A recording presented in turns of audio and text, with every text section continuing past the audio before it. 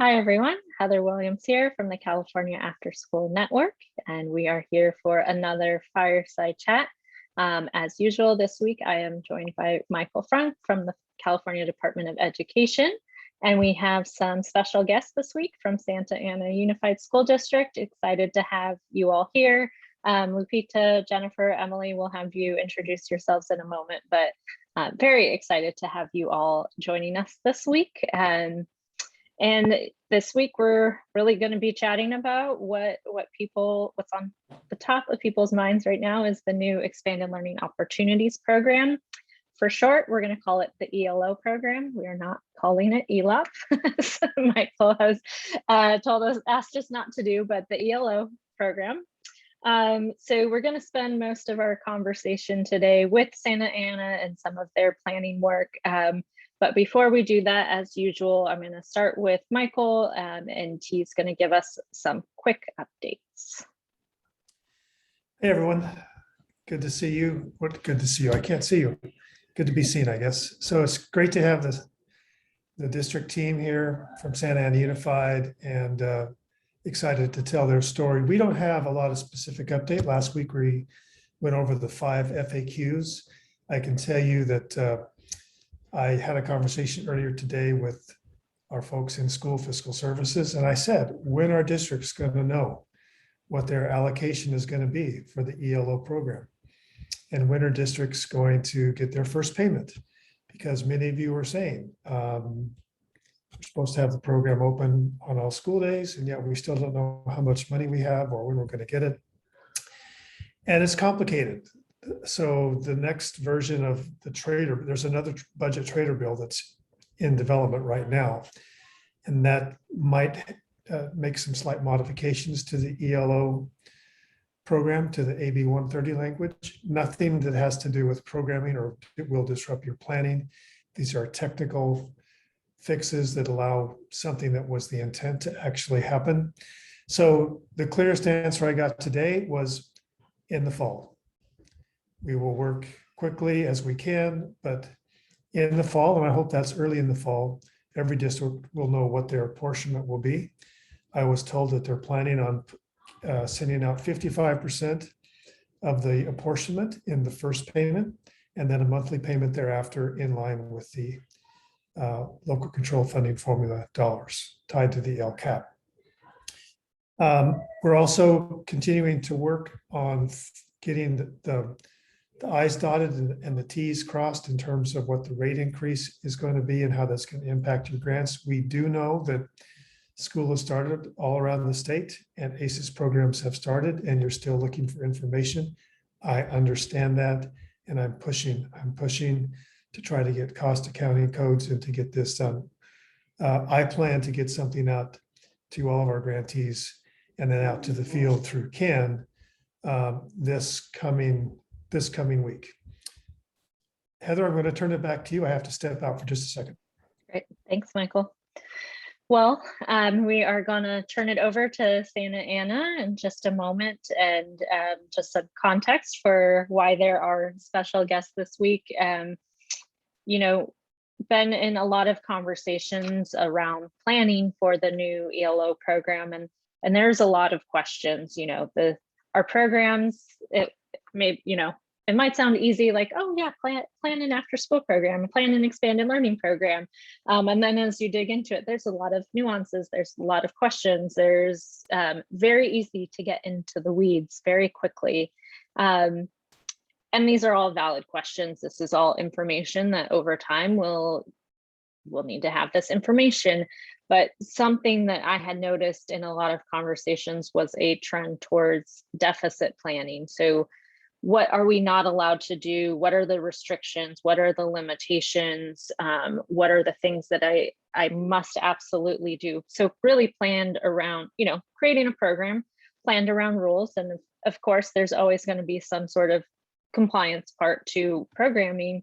But I was in a meeting a couple of weeks ago, and Lupita and I were in a breakout room. And of course, questions came up about the program, and we were chatting about the program. But what I really appreciated was, as Lupita was talking about what's happening in Santa Ana, to me, it felt more generative felt more assets-based. There's just so many opportunities that are coming into our school districts this year with the funding for ELOP and a lot of other programs. And so with all of this funding, all of these resources, how can we really create amazing programs and services for our students and imagine those up and dream those up and then plug in the dollars to make that happen? And so much more generative and starting with that vision. And so I'm just going to stop talking at this point. And Lupita, I think I'll turn it over to you if you want to introduce yourself quickly and maybe say a few words, and then we'll hear from your team as well. Sure. My name is Lupita Cruz, and I'm one of the district coordinators that helps oversee all of our programs for before after school, restorative practice within Santa Ana Unified. And I'm just really honored. Thank you, Heather, for allowing us this opportunity to really be able to highlight our district and all of the hard work that Jennifer, along with our team, and Emily and our committee has been doing to really just look at this in a strategic way as we develop the ELO program. So thank you so much for having us. Thanks, Lupita. And Emily, do you want to give a quick intro? Yeah, absolutely. Hi, everybody. My name is Emily Wolk. I'm the Executive Director of Research and Evaluation for Santa Ana Unified. And our department works on research, evaluation, assessments, and we have a pretty strong hand in accountability as well because there's a lot of data involved. So I'll leave it at that at this time. Thank you. All right, great, Jennifer. Yes, I'm Jennifer Cisneros, the Director of Extended Learning Programs in Santa Ana, soon to be the Expanded Learning Department. We're working to change the name of our department. It's been a work in progress, but it feels like it's finally coming. And I think ELO is actually helping us to expedite that change. So I'm excited about that. I'm actually really excited because I've worked in a school district system for the past 6 years, but prior to this, I worked in a community-based organization for 15 years. Shout out to Boys and Girls Clubs of Garden Grove. And so I understand how difficult it can be to try to influence and support something like ELO from the community-based side. And also, from the LEA side as well, there's challenges and there's pros to both. And so so I empathize with that, and I bring that perspective that I'm happy to share. Awesome. Well, thank you all for being here, and maybe Jennifer, I'll turn it back over to you to kind of dig into this conversation a little bit more. And so I think the hardest part a lot of times is just where to start. Like once you get this news, once you hear these things, like, okay, that's great. There's now a million things I need to do. So where do I start? So where did you start? Yeah, so there was a lot of information coming, conflicting information. Sometimes it didn't feel like enough information. But what my approach was really to just become the expert. Like whatever information there is to absorb it all, whatever was being pushed through CDE, whatever CAN was pushing out. But honestly, Heather, it wasn't until you actually came to our Region 9 after school partnership meeting where I had asked a question after you had presented, like, here's what we know about ELO. And you were very honest and said, there are a lot of things that we don't know. And I asked you, what's your recommendation for districts to start? Because we didn't know if there was a grace period. That was one of the big questions out there at that time.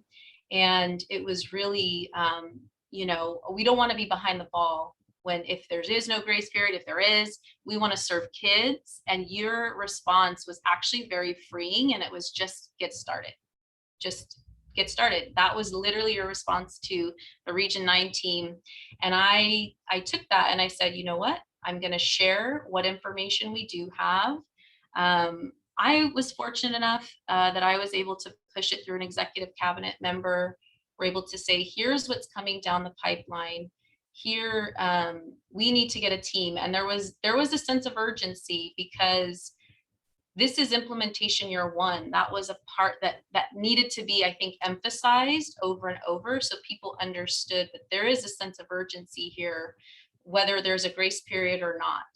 And so through the recommendation that was put forward, it was really for us to leverage our LCAP subcommittee, leverage the LCAP committee, create a subcommittee that can focus on the LOP design. And there was recommendations in terms of who would be on the committee and all of that. And but not that this would be a forever and ever project. So we're being very intentional about making sure that there's a set timeline. So we're moving swiftly, but we're moving very thoughtfully and very intentionally around the time that we have with the committee. But I actually want to turn it over to Emily to really kind of talk about the LCAP committee and why I think a lot of districts could actually benefit from leveraging what's already there, what's already in the system. Yeah, absolutely. I think I was so pleased to see our move towards looking at the structures that were already in place that we have, because LCAP in Santa Ana is pretty much a year-long process. So we may have a month where we are reflecting on our own process, and then we just take a deep breath and we go back into it. So when during our process, we're pulling in lots of stakeholders, right? So we have our stakeholder committee that includes our parents, our community partners. We're looking at our administrators. We have students as part of the process. I mean, it's very, very thorough and expansive and very comprehensive. So why not use that structure to kind of tap into then to have all of that alignment come together? And specifically around data, what I found, because it's sort of the, the world, the lens that I bring to the process, is that it's very easy. Oftentimes people will say, well, we need to collect more data.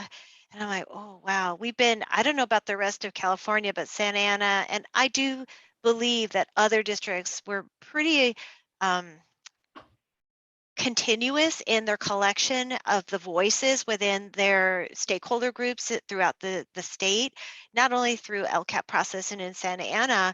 We wanted to make sure that we were hearing what the needs of the community was. So to be able to tap into that existing structure and bring that to the conversation to help with the design process that Jennifer was talking about. And I think it'd be really cool if you could talk a little bit more about it, Jen. Is I was so delighted to have the opportunity to bring that data.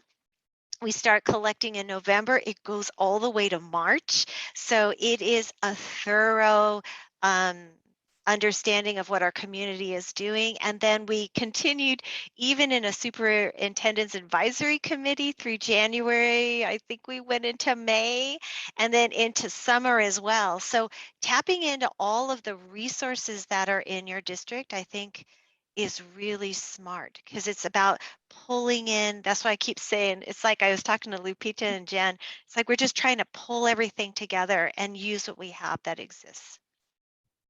Yeah, I think one thing that I really appreciated was there is a task force for LCAP that exists, and it's stakeholders throughout the system. So from community partners to parents, site administrators, our own extended learning staff, classified, our bargaining units. I mean, it's really pretty comprehensive in terms of the list. And so one of the things that we did is we said, because we're leveraging this LCAP process, we brought in some of those stakeholders. We have 46 members that are part of our ELO design committee, parents, community partners that are currently working with the after school program, and we ensured that there are partners that are not currently working with after school, site admin. We have department administrators at the district office. I was so excited when our budget director showed up to our first meeting and our second meeting, because having those people at the table, sometimes once we get to the part where it's time to implement the plan, everybody's been a part of the process and understands why we're here. And so being able to implement things and getting things like budget codes should be a relatively easier process, I'd like to think, because they all understand the work and where the money's coming from, how it's going to operate. We have our own site coordinators that are part of the committee, making sure that our site level program staff are represented. And so it's exciting to see all these individuals at the table together talking about expanded learning time. You know, Jen, I was just going to say, I think what I really appreciate about using the task force from the LCAP process was that we were part of that process, and it's almost kind of seamless, because now we're moving into this subcommittee, the design committee, that started off in that way, but now is feeding into the other one. So there's sort of like a continuity, I think, right there. And it helps because I'm invested. Like when you called me, I'm like, yeah, I'd be delighted to come. Are you kidding me? That'd be awesome. So I think there's that continuity there that I think is really helpful, and that buy-in, because you had your first meeting and you had your second meeting and they were the same people, which is really great to have the members show up again, right? Yeah. And I think one important piece, I think, Jennifer, and you've said it over and over, is we're leveraging existing systems and existing committees. And I think the one important piece that we always say is, like, don't start from that blank canvas, right? It gets very overwhelming when you start from scratch. And so it's a sense of just being in the know that there are other people willing to help and willing to be a part of this design process. And so that's just refreshing to like see within our district. And we know that those are other, like, there's other committees within a CBO organization, community-based organization, that you can leverage and be able to kind of create that table or that space to be able to be innovative and creative with the process. So I really enjoyed when we were talking in our chat that we kept on saying, like, we're not starting from that blank canvas, we're actually leveraging existing systems and committees that could be a part of it. And I think one thing that I do want to recognize is that some people, some representatives in the field, those leading the work may not necessarily be in that system, right? That's leading that. And so I could see that being a barrier. And I think it's important for those individuals to really, know everything that you can about what's been shared. Make sure that you're watching. Like, I don't know about my colleagues out there, but every time a Fireside Chat drops, I do geek out a little bit, because we're going to get another nugget of information, right? But be connected, know where the resources are, where information is being shared, pulling the ed code, and I read it through it. Like, so being that expert, and then knowing like who the Emily is, right? The LCAP person, and Marjorie, who also helps lead that work. She's not here, but this funding is being pushed through LCFF and pushed through the LCAP process. So it makes sense to build it into that system. The one thing that I know Marjorie and Em were really excited about is we're setting it up. This is a separate committee that's working on behalf of kind of in tandem with LCAP, but the plan is for it to become embedded over time so that it just becomes part of the LCAP. So we're always revisiting it. We're always following that continuous process. It's being built into data collection. And so there's a long-term vision there, but for those who aren't in that system, they need to get connected with who is that person in your district. It may not always be your district liaison, whoever that is. And so finding out who that is and talking with them about how you can be part of that process, I think will be really important. Jennifer, you just mentioned a long-term vision. I remember when I was a younger version of myself and was an avid mountain biker, going down mountains really fast. I was told once, if a big rock is coming up, don't look at it, because if you look at it, you're going to hit it. Or that tree, don't look at the tree because you're more likely to hit it if you stare at it. So keep your eyes up. Keep your eyes up. See the horizon. See the big picture. So I think that adage applies to many things in life, including planning. And what is your focus? So I would just ask any one of you three or all three to. So what do you see on the horizon? What do you see as the vision, the possibility of this beautiful thing coming together that you're all creating right now? Oh, that is such a big question. You know, I think for me, it's about expanded learning in Santa Ana being owned by everyone, right? Like there's this ownership that everyone is invested and has contributed to whatever it becomes in the next year, 3 years. I think that's why I was so excited about the formation of the design committee when we were talking about it and kind of puzzling through it, is that there's also, it's also freeing because it feels like it's not falling all on one department or one individual or anything like that. But really, Michael, and after school, you know, we're always, I don't want to say an afterthought, but and I know my colleagues in the field will know what I'm referencing, but I feel like this is really an opportunity for everyone to take ownership within the LEA, within the community, not even just districts, but really within the community, if they can set themselves up right and they're intentional about doing it that way, that it becomes less about the expanded learning division or department, but it becomes about, you know, expanded learning for kids in this community.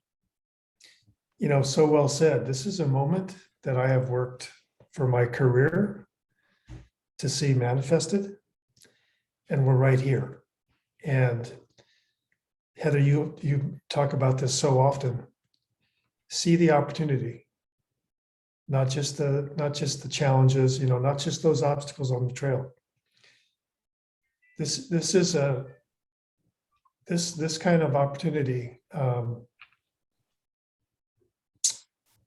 we didn't see coming necessarily, and we need to capitalize on it. We're the ones that will through the proper implementation and the implementation of this with vision, we are the ones that will create that reality that you described, Jennifer. One of the That's things that exciting. it's really exciting. One of the I was telling Jen, because I've been in the district for a while, and it is to see the development and the expansion and how extended learning has become just exactly what Jen was talking about and what Lupita was talking about. I think it is becoming what we really want it to be. And the other piece of that is our superintendent talks a lot about the arrows pointing in the same direction. And I think that we are trying to be very thoughtful about making sure that everything is aligning so that we're not pulling our energies in different ways, but rather enhancing and moving in the same direction as an organization. And I think this is sort of symptomatic. The work that we're doing is a really great outcome of that vision and thoughtfulness, I think.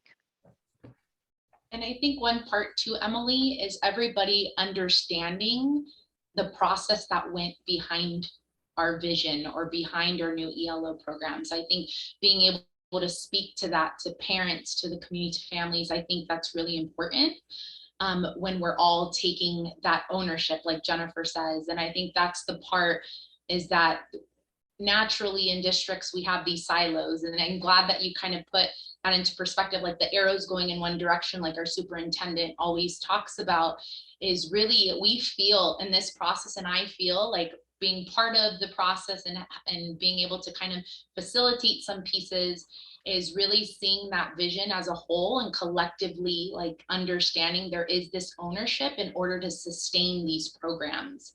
And so that's the exciting piece, Michael, is that we're also being looked at as the experts. When can we say that a district executive director, other executive directors are coming to us, really looking at it and leveraging us as the expert to create and really be able to create an opportunity to have everybody in a shared space talking about the development of these programs? That brings me chills to know that we're finally being seen as those experts and as those people that you can leverage to be able to support the process. So that's really exciting that we get to be a part of that.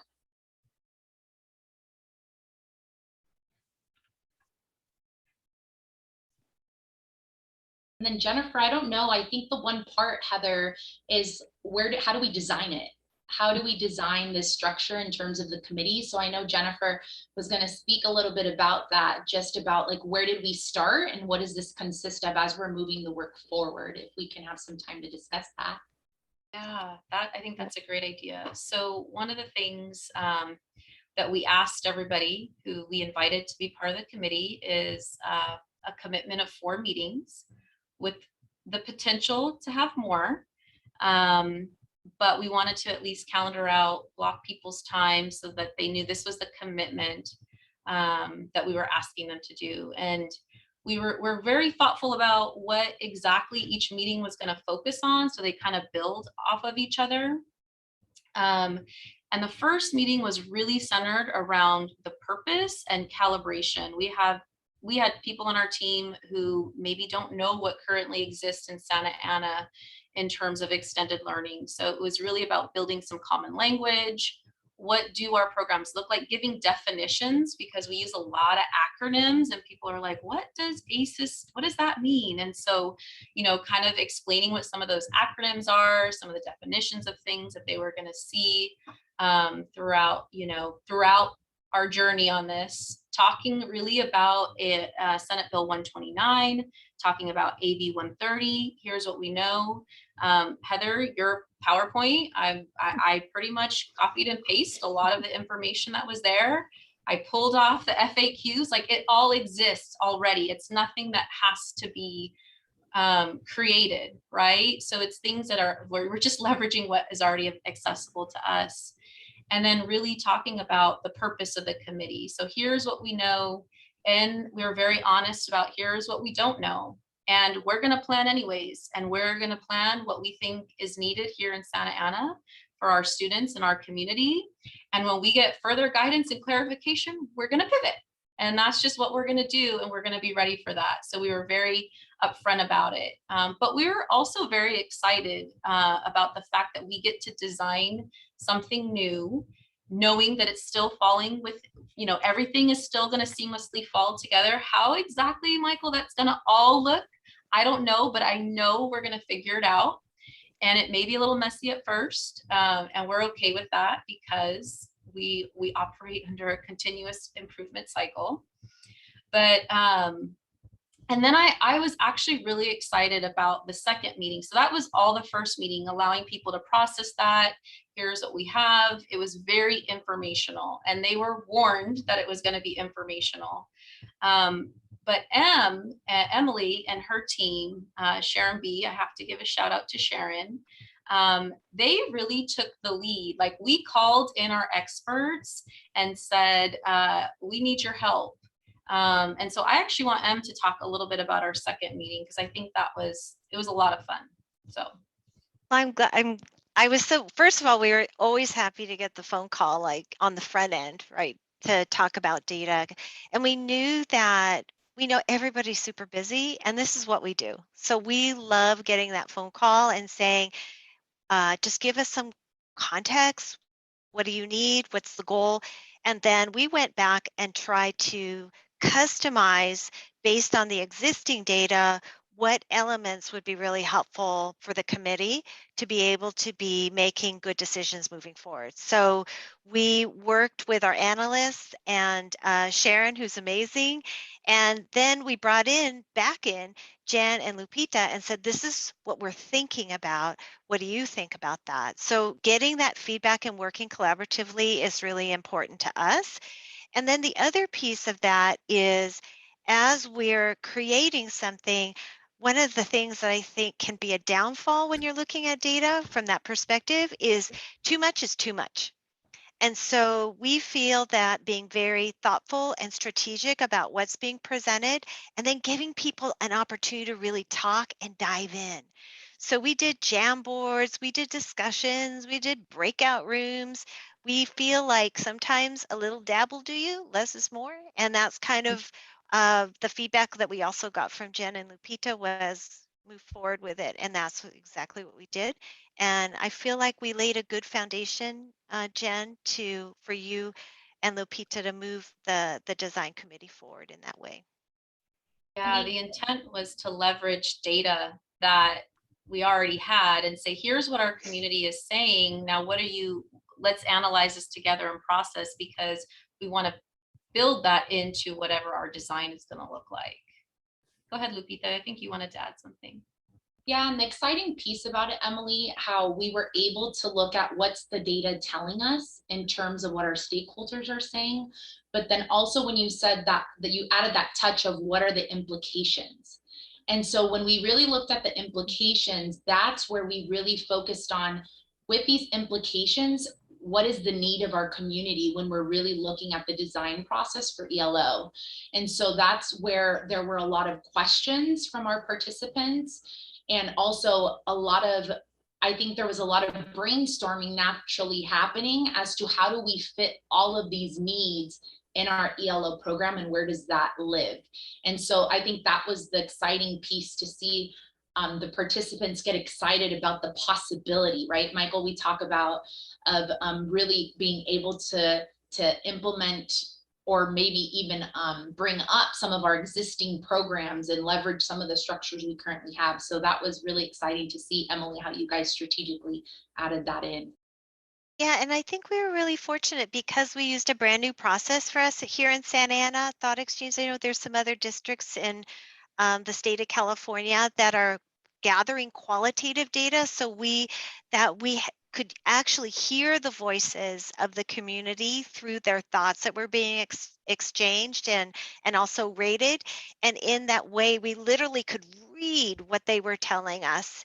And we also were able to see the priorities that they set forth too. So very fortunate to have that data source for us to use.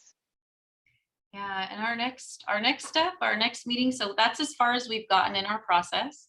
We have 2 meetings in September, and our next one, now that they've had time to look at data and kind of sit with it and process it, we're going to start putting it into a design. The next phase is designing the plan. And we know there's no program plan yet, but we're just going to use the elements that were provided to us. That these are the areas that we know we want you to focus on. And so we're going to focus on those areas and maybe add a few ourselves. And so we're still trying to work through exactly what the official structure of that will look like. And then a core team will work in between the 3rd and the 4th meeting to really start to craft it and refine it. And then the final one will be, kind of going through and kind of refining it and kind of picking it apart and make sure that it's starting to shape into what we think our community wants. And that's where we're at. And we're still a work in progress. It is messy, but it's also exciting. And we've gotten some really great feedback from those that are participating in the process. So that's really exciting to hear. And we are willing to share what we have that's already existing. If those of you that are thinking and watching this saying, where do I get started? I would love to see that PowerPoint. Heather, we can share that with you, because like Jennifer says, we don't hold on to all of our information. We love to share. Sharing is caring. So we definitely can include that and give you that so everybody else can have those pieces of those resources that we're developing along with the team. Emily's team as well. Well, wonderful. Yeah, we would definitely, if you have resources, we're happy to put those up on the CAN website, share those out, or connect folks with all of you. And this was a really easy interview. I didn't really need to.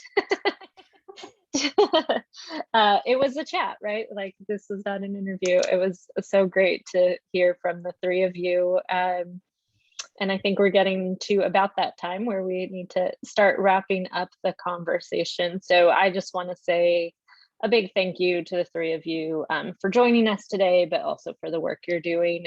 It's really evident through this conversation that you're excited about this work, that you're digging into it, that you are really thinking of the opportunities that exist for not just your students, but your community. So a lot of appreciation to you all for this very intentional planning work. And yeah, it's been great chatting with you. And so I think I'll just turn it over to Michael for some closing thoughts. Yeah, so the interview was so easy, I just left for part of it. So Jennifer, you mentioned you come on for a nugget when you see the Fireside Chats come on. Here's the nugget for you. We haven't got it finalized, but when you see the program plan for the ELO program, think of the quality standards for expanded learning. That will be the centerpiece, as predictable, as it is for the ACEs and as it is for 21st century. So if that helps you, That helps tremendously. Stay to your true north with that. I just, you all know that I close every Fireside Chat, and usually every time I speak, with the admonition to lead with love. And what we have three humans here that are obviously leading with love. And why do I say that? They're talking about intentionality. I mean, what they're describing demonstrates intentionality, demonstrates precision, use of data, gathering of colleagues and humans, co-creating together. But what is so obvious, as Heather mentioned, is when the three of you speak, you're beaming with enthusiasm. Your heart is coming through so powerfully. And some people think leading with love, does that mean we look at data? Yeah. Does that mean yeah. So it's all there. And I think all those components with the heart of love woven through them are what's going to give our students what they deserve. And what they deserve is the best we can create. So I'm so thankful. I look forward to seeing what comes of this, and thank you for being willing to share. We will definitely share the resources. So Heather, thanks again, as always, for hosting. Hope everybody has a great week. Until next time, thank you, everyone.